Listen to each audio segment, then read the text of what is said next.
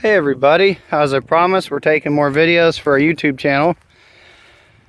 Here I want to talk about what I presume will be a lot of questions from our other rotating sheep with net fence video. In this group we have all sheep, mostly ewe lambs, one or two pink tags from last year. There's no goats. The fence is a 4-foot tall perma net from Premier One. This is meant to be a semi-permanent fence. Why we use it, we used to have goats, number one, so we did need that taller height. Goats can jump quite high. Two, it's got these strong, thicker poles. I am playing with fire here because it's on.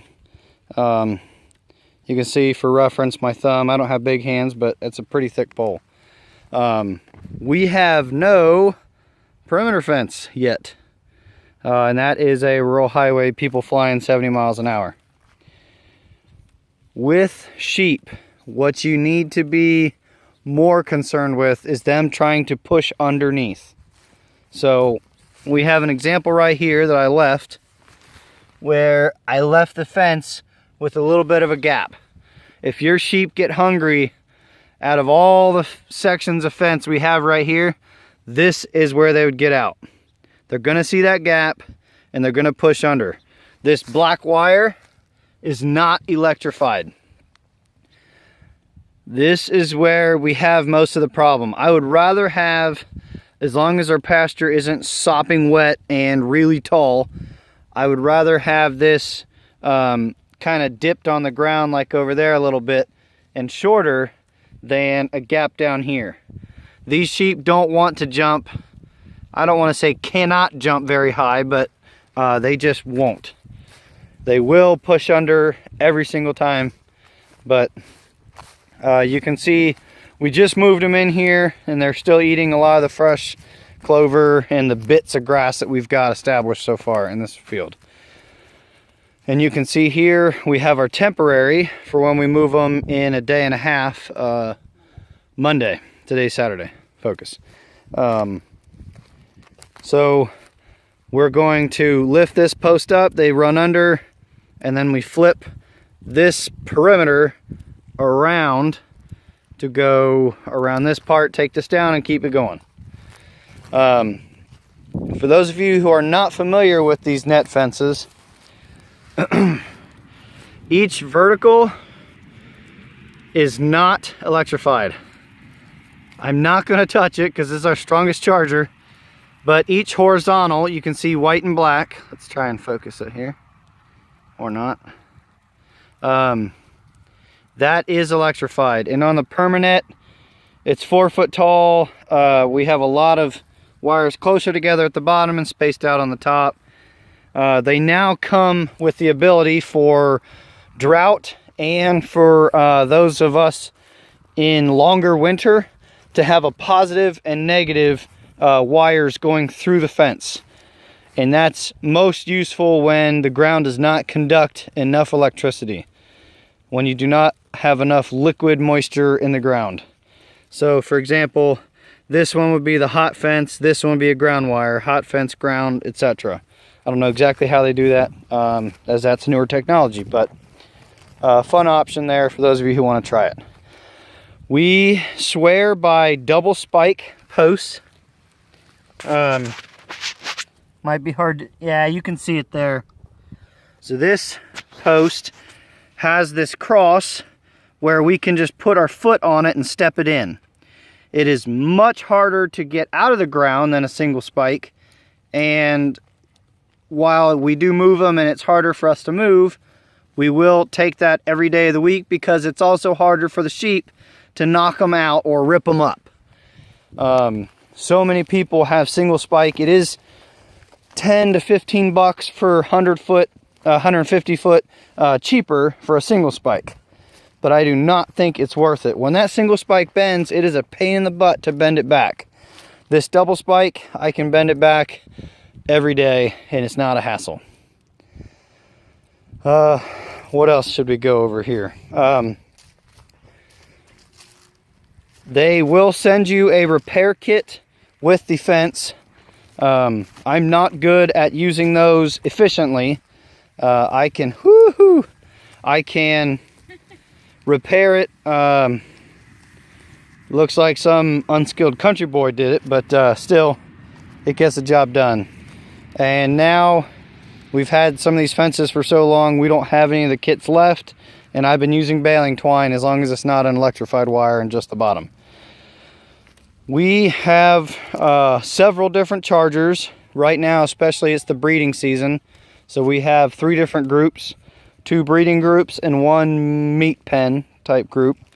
This is a Staffix charger, the X12i. It has 12 stored joules of energy. Some of your biggest solar chargers might only have 2 joules. This is a New Zealand type charger, brand charger. It was quite expensive. I think you're looking at around $600. You can see Becca just turned it off. There's a couple different options on here. You can have the zap go out full strength, normal speed like it is right now. It's reading 8.6 volts, kilovolts, so 8600 volts. That is plenty to keep the sheep in. And figure the actual punch behind the zap, those joules, this fence really hurts if you touch it. You also have the option to go with half power, which that puts out still like 6-some volts.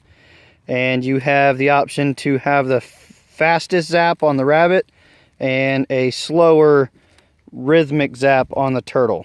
It doesn't use a whole lot of power, but it does use enough to where we cannot put a solar panel on it. Oh, sorry guys. A solar panel on that charger to be the sole source of energy. I want to take you over here real quick to our meat pen. We have another type of charger. A little bit less juice. These guys are farther away. What's up, Arrow? Hey, buddy. So you can see the solar panel here. There's a battery stored inside. And you can see on this, it has a reading to tell you if the voltage is good. So the arrow thing is way over here, all the way in the green. That is as good as it can get. I'm going to turn this off. One of the hard parts about solar chargers in the wintertime, you have less daylight hours. And in Southwest Ohio, a lot of times it's overcast and short daylight hours, or snowing or something like that.